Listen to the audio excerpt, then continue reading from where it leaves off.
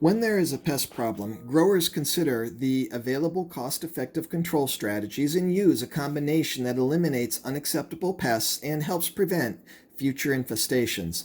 Monitoring is always necessary unless the action threshold is zero. Corrective actions include physical, mechanical, biological, and chemical controls.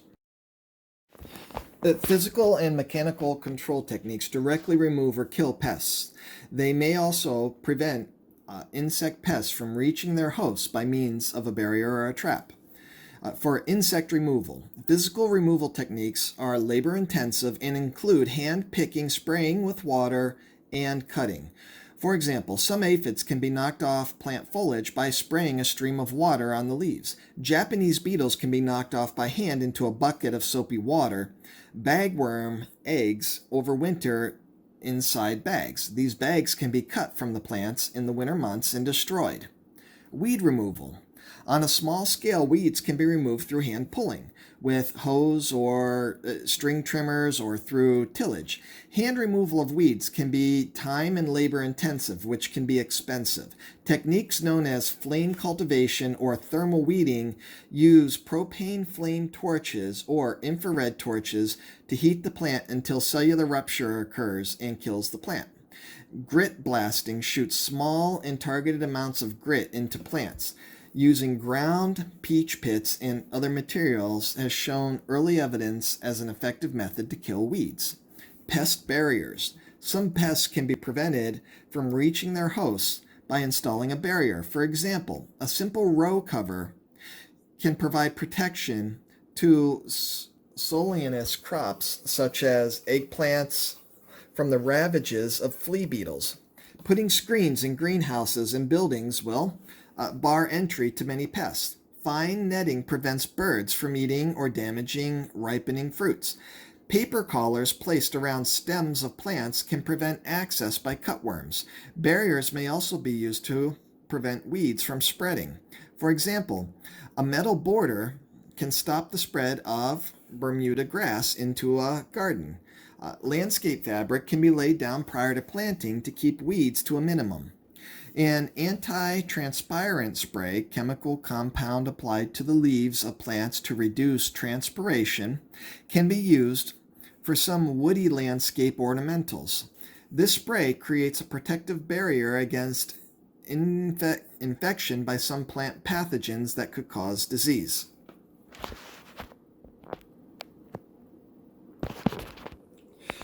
Traps and attractants are not only used to monitor populations, but also to trap pests to lower plant damage. For example, a sticky barrier wrapped around the trunks of trees and woody shrubs will capture crawling insects.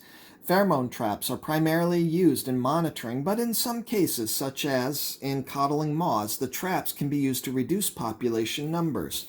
Traps may also be used to provide an artificial breeding or resting site. For example, small numbers of gypsy moth larvae have been effectively controlled by placing a band of folded burlap around the tree trunk to provide an artificial nesting site for the caterpillars. Once caterpillars have gathered, they can be collected and destroyed. Many natural predators of pests exist in agricultural and horticultural ecosystems.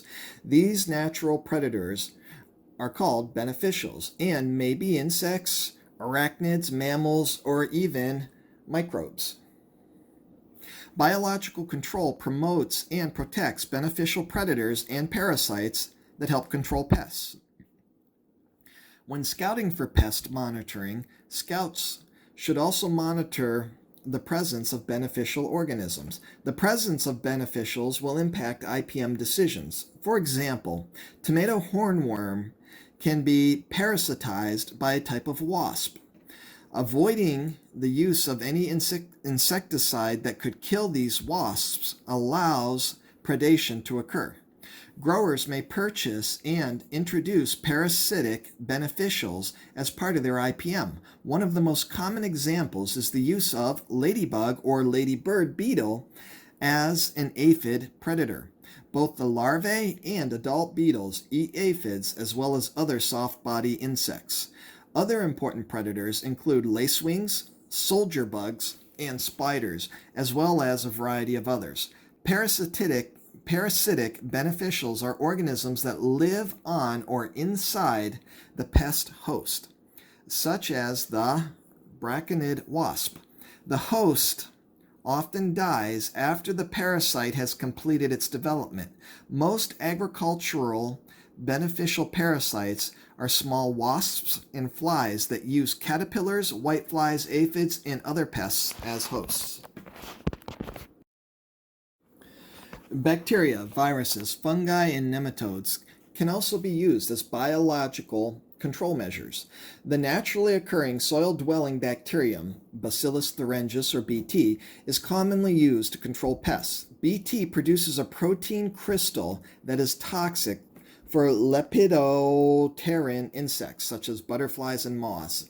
The ingested Bt destroys the larvae's intestinal lining and they die within days. The Bt toxin can be sprayed on plant foliage or genetically inserted into plant material.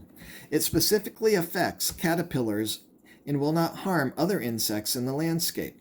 Microbial insecticides are fairly slow acting and are most effective when applied when pest numbers are low and in early stages of their development. Bt has been used as an organic certified pesticide.